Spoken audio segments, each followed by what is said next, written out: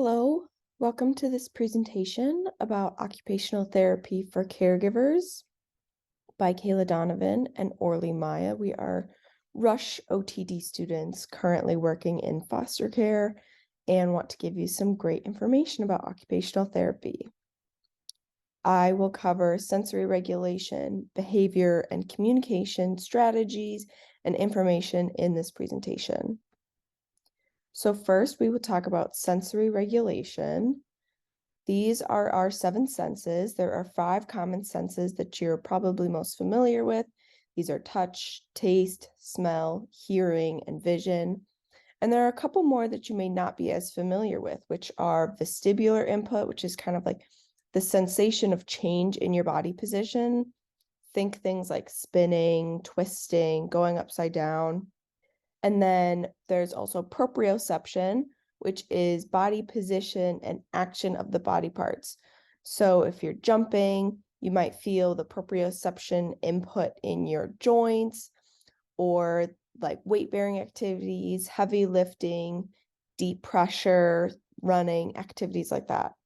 And then there's also interoception, which is feeling what's going on inside your body. So being able to identify if you're feeling hungry or thirsty, or if you're feeling dysregulated, or your heart is beating quickly from anxiety.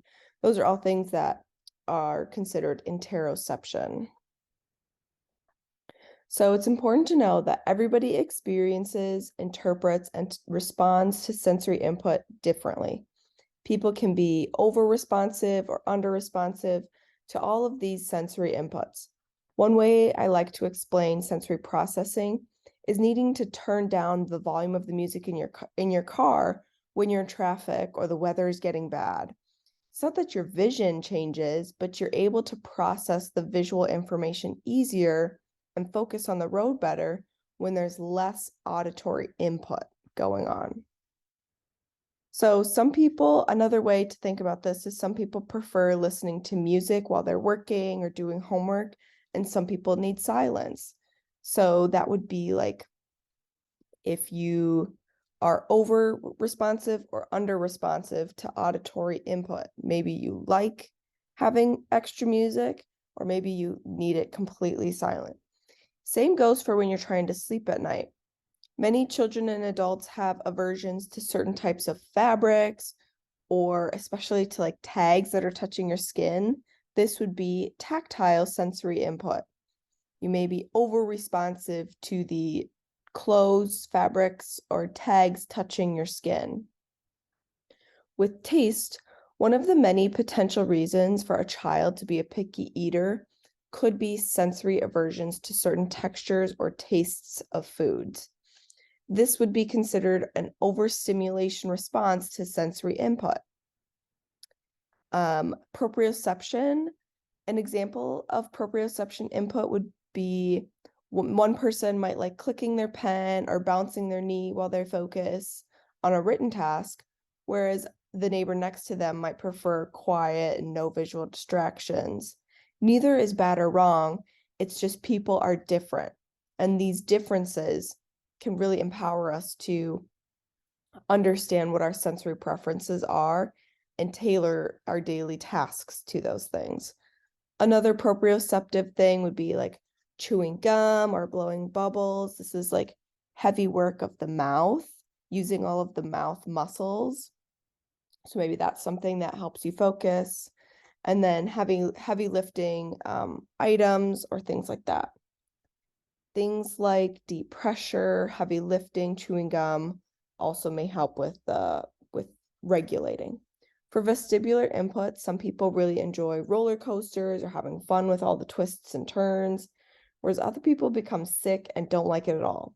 These are different levels of sensitivity to vestibular input. Another area people may see this is car sickness. You may be oversensitive to the vestibular input, which is making you car sick. So things like spinning, twisting, rocking, or being upside down, people may be over or under sensitive to these things. It's important to know that sensory differences that are common, these are all things that are common for caregivers as well. to become dysregulated in some stressful situations. So it's helpful to understand yourself so that you can be there and supported or support the child through any sort of dysregulation as well. So understanding these for yourself and then also for a child so that you can support them through all of the situations. So the sensory system, there are different kind of 4 different categories that we would look at. And we can use this information to figure out how to best approach day-to-day tasks by maintaining your sensory regulation. So children are still developing problem-solving skills and getting to know their body, and may not have the knowledge or language to understand what their own sensory needs are. This graph outlines the 4 sensory differences people typically have. It is important to note that everybody experiences sensory input differently. These differences are not bad or considered an issue. However, it is helpful to understand yourself and your children to know how to best be supported throughout day-to-day activities. I have, excuse me, sensory sensitivity is our first category, and that is in the top left corner. This is identified as being over-responsive to a lower strength of sensory input. So this is like you're very sensitive to a lot of the inputs that are going on during the day. Things like the tags touching the skin, bright lights in a room causing a child to be overwhelmed. This might be sensory sensitive. Sensory avoidance, which is in the top right, is being over-responsive to a high strength of sensory information. And kids tend to avoid the input. So some examples would be covering ears when there's a loud sound or running away from busy environments. These are things that are all overwhelming to the child, and they avoid a lot of sensory input. Sensory low regulation, which is in the bottom left, is typically seen by somebody who's not recognizing or processing all of the incoming sensory input. So they're under-responsive, and this is the low strength of sensory stimuli. They may not notice that they have food on their face, or they may not hear somebody talking to them like a parent or a teacher while they're focused on something else. These kids become injured a lot because they are less careful when they're doing activities because they're unaware of what they're putting their body through. So they might be running into corners, they might be falling over and just not realizing that there's pain or something else going on. Sensory seeking, this is the bottom right-hand corner. This is when kids are under-responsive to sensory input and they like a lot of it. So they tend to be playing in mud or chewing on objects, spinning in circles or touching items in the store. They always want more input. They want the loud music. They want to be running around and doing things and spinning and just getting as much input as possible. All of us land very differently on this chart, but we can use this as information to our advantage when figuring out the best way to approach day-to-day tasks. For example, I like to listen to quiet music when I study because I like auditory input. But when I try and fall asleep, I wear a sleep mask because I need it to be pitch black with no visual input. I'm also aware that I become overstimulated easily by too much noise. So when I'm on the train, I'll put on headphones to cancel out extra noise if I'm in a busy crowd. I'll take breaks by finding a space away from all the people if I start to become overstimulated. So figuring out what your child's or your own different sensory responses are and catering your day-to-day to maintain sensory regulation throughout your day is very helpful. So here are a couple strategies of what you can do or implement for the child in day-to-day tasks. So the first would be noise canceling headphones or playing music, and you can do this whether you're sensory seeking or sensory avoiding. So if the child doesn't like auditory input, maybe try noise canceling headphones when you're in a busy environment or a loud environment. If they do like a lot of input, try playing music. I prefer music with no words so that it's not distracting. But playing music will help kind of maintain that regulation. Different fidget toys, if this is something, they like to be doing something with their hands, maybe while you're reading a book, the kids can play with a fidget toy or something to keep their hands busy so that they're able to maintain focus. Recognizing different clothing textures that a child prefers or is avoiding to. So like making sure that the clothing textures help them stay regulated. A wobble seat cushion. This is something that you can buy on Amazon, and it's just kind of like a little bubble for the chair, so that if a kid is kind of wobbly, they're able to do that wobbling in the chair while still performing tabletop activities.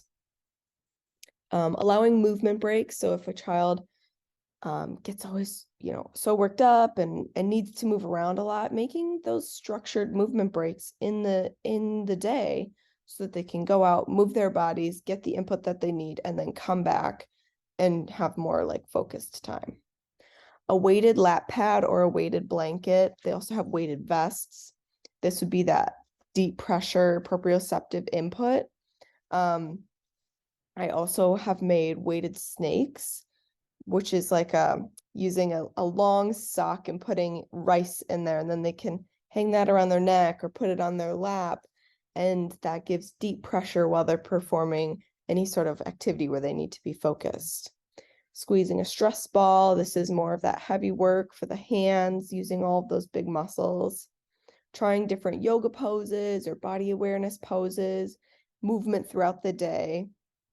And also during transitions, it may be helpful to add in the preferred sensory activities to help with ease of transitions, because transitions can be very difficult. So this could be like allowing for 5 minutes of playtime. They can go do whatever they need to maintain sensory regulation for 5 minutes. A small snack, eating foods, specific kinds of foods can trigger those muscles in the mouth, which can be that heavy proprioceptive work. So if you want something that is like harder to chew, or you could sip applesauce through a straw, you're using all of the muscles of your mouth, which can help maintain sensory regulation. Having music or doing animal walks are great activities that you can do during transitions to help with sensory regulation. Every person will be different, and there are many things that are not on this list that can be regulating. It's helpful to keep an eye out on what these things are that help your child, and be creative when thinking of other sensory strategies to use and implement during the day. So the next area or topic that we'll kind of focus on is behavior. Kids that are in the foster care system, a lot of them struggle with various behavior challenges. And this is just kind of the basics overview of what behavior is and how we can kind of figure out how to best support a child through difficult behaviors. So the ABCs of behavior is kind of the basic of what is the behavior. The A stands for antecedent. This is what comes before the behavior. What is causing the behavior? What is the function of the behavior? It's very important. So are they trying to escape a task? Are they trying to get attention? Is this a survival need? Are they thirsty or hungry? Is this a trauma response? Are they asking for control? What is this function? Second would be the behavior itself.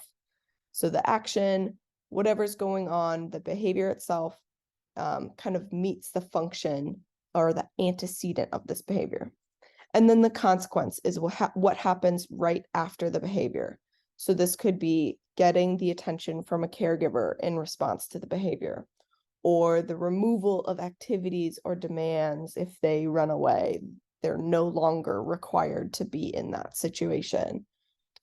access to objects or activities as a result. So understanding the function of the behavior will really help you understand what it is that is causing this behavior. So the functions could be escape, attention, sensory needs, survival needs, trauma response. It could also be things like wanting to get out of something, socialization, having control over the situation or power. It could be anxiety, gaining attention. These are all very important things to kind of keep in mind. And it could also be communication. We'll kind of go into that next. So I'll leave that for a little bit. So how can you provide the punishment and reinforcement is how can you provide this need in a more constructive manner? So understanding what is the function will help you change or alter this behavior in a more productive and functional way for the child. So reinforcement is providing reinforcement to continue a behavior. And then punishment would work to decrease the behavior.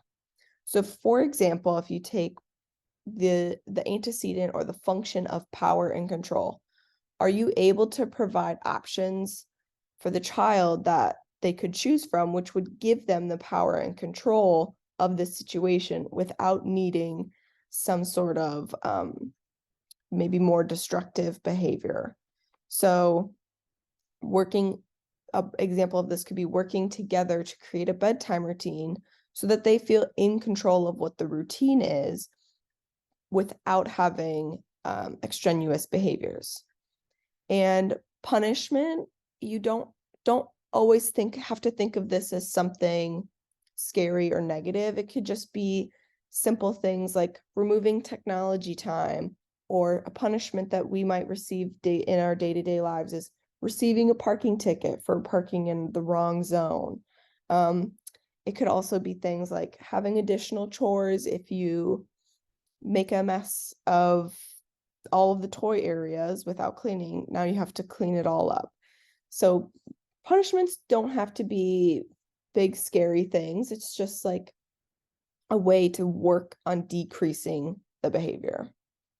So an example of this would be a child is yelling because they want a snack, but instead of giving them a snack first, immediately, you have them calm down, ask verbally, "Can I have a snack?" Then provide them with the snack.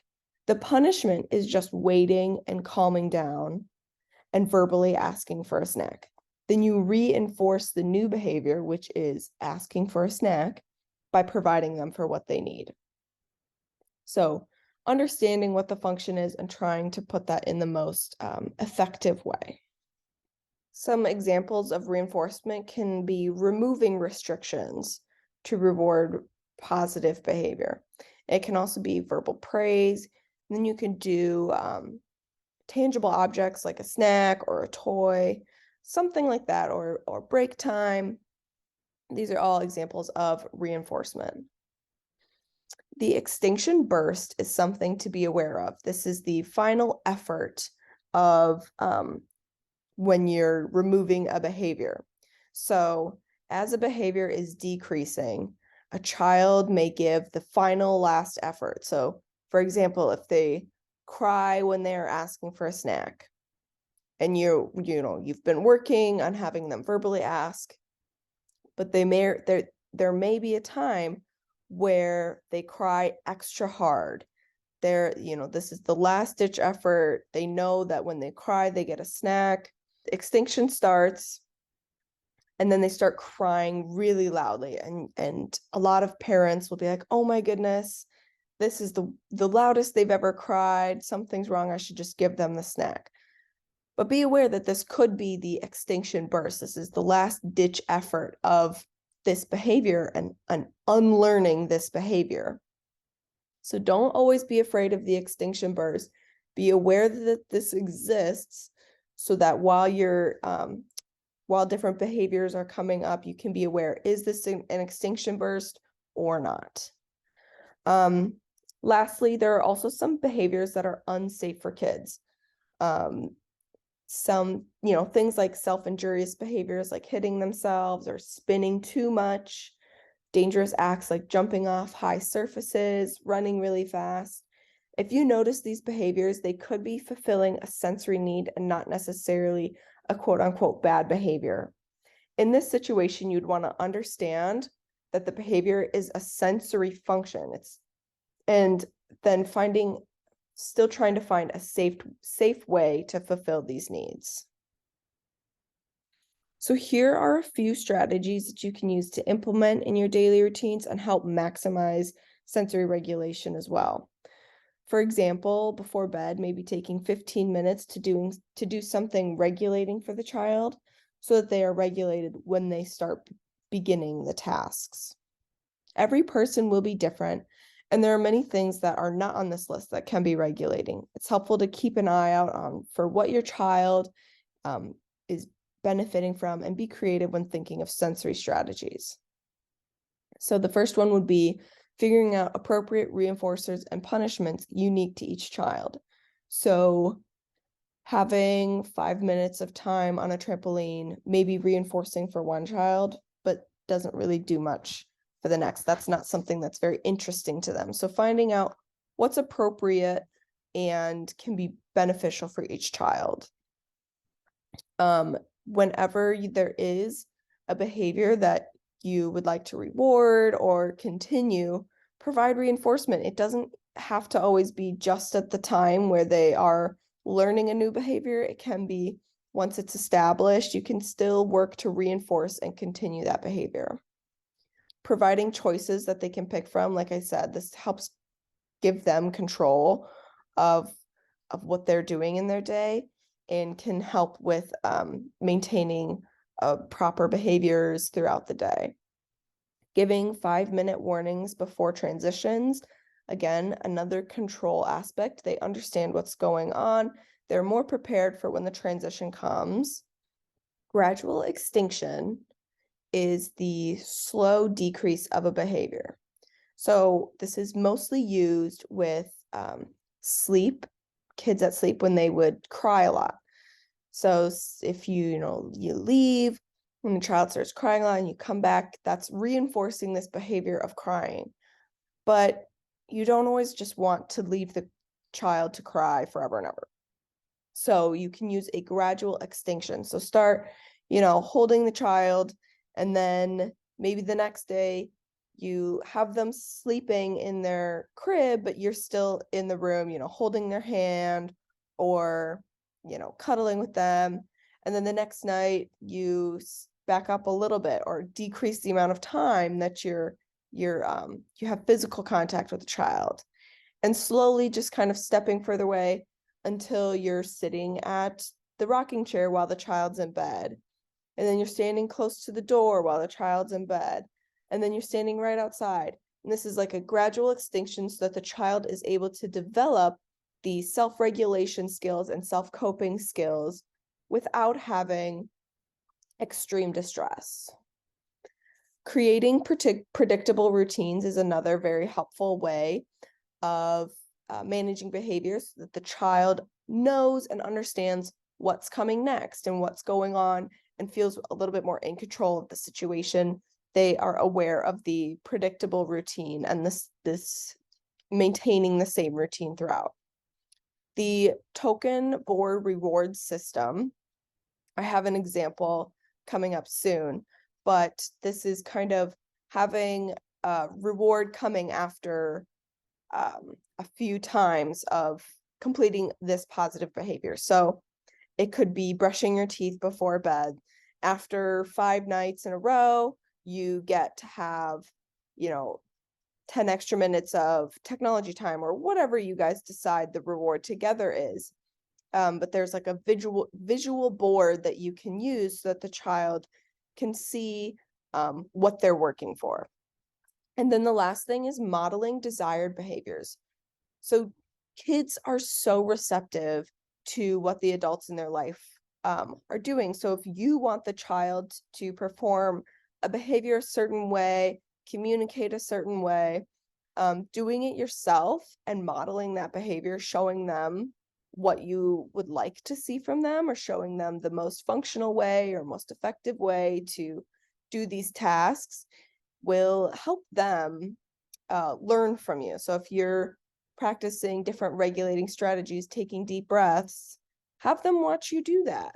You take the deep breaths, and then they may follow as a result. So this is a first then board.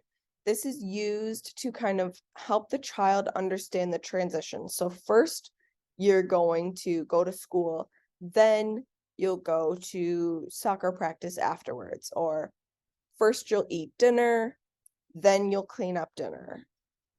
These first then boards can help the child understand what is going on in their day and prepare for the next thing, to help with transitions and make those go a little bit more smoothly. I have a couple other visual boards here. On the left-hand side, this is a morning routine board. So you can have pictures of what everything is in the morning routine. And then once they finish it, they can move the picture to the all done side. So I would suggest just cutting out different pictures, and they can have these as like, whether Velcro or magnet or something to move them from each side. So you could have brushing teeth and getting dressed and going to the bathroom, making your bed. All of these things are different. You could use for the morning routine. You could do this as after school, bedtime routine. There's a whole bunch of different areas where you could use this. And then the child is able to move it to the all done category and understand what's coming next in their routine. And then on the right-hand side is that token board reward system.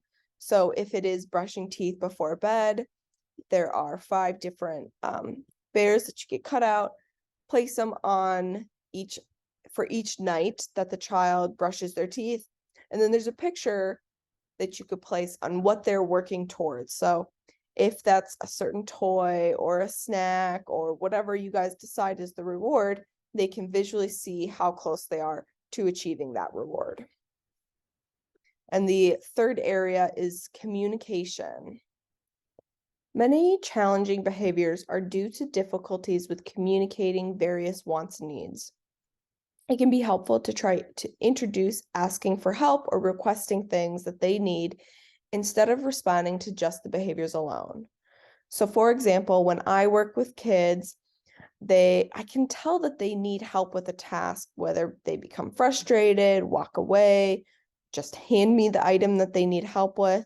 Like if they need help with opening applesauce, they'll just hand me the applesauce. Instead of just helping them right away, I'll have them wait and act confused. I'll be like, what do you need? What are you asking for? Even though I know what they are asking for, I want them to use verbal communication to ask me. And if they're still struggling with asking me, I'll model the behavior for them, or I'll prompt them and say, do you need help? Oh, just ask me for help then. Absolutely. And then I'll have them ask me, can you open this? Or whatever they're asking for. And then it's the waiting and the asking verbally that is the quote unquote punishment of the behavior. It's not a bad thing. There's nothing wrong, but that is helping to decrease the behavior of just expecting help when you cry or just put the item in somebody's hand. And it's reinforcing the behavior of verbal communication. So trying to use the behaviorism as to your advantage. This is a simple way in having them learn communicating wants and needs for easy things, and then slowly building up that communication. It's best to start this very simple as well, using one-word phrases like help, or if they don't have words yet, they could sign using sign language the word please or more to communicate. Providing choice also helps children to develop their communication of their preferences. So it could be simple things like, do you want the red one or the blue one? Do you want to color or play outside?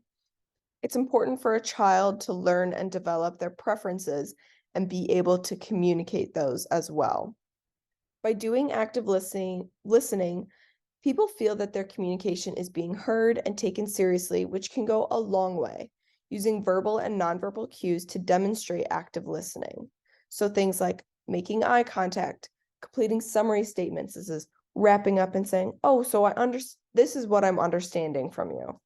Validating their feelings, deferring judgment. So making no judgment, don't have any, looks on your face of like, "Oh, that's weird," or saying anything that could make somebody feel judged.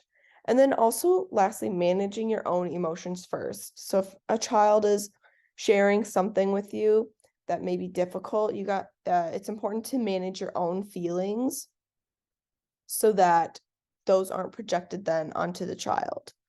So one way to do this is to go in with the sensory regulation, making sure that you are regulated so that you can be there to support the child. Thank you so much for listening. I hope this was helpful. And there are other videos and infographics that are going along with these presentations. So feel free to listen to those and get some more valuable information. Thank you so much.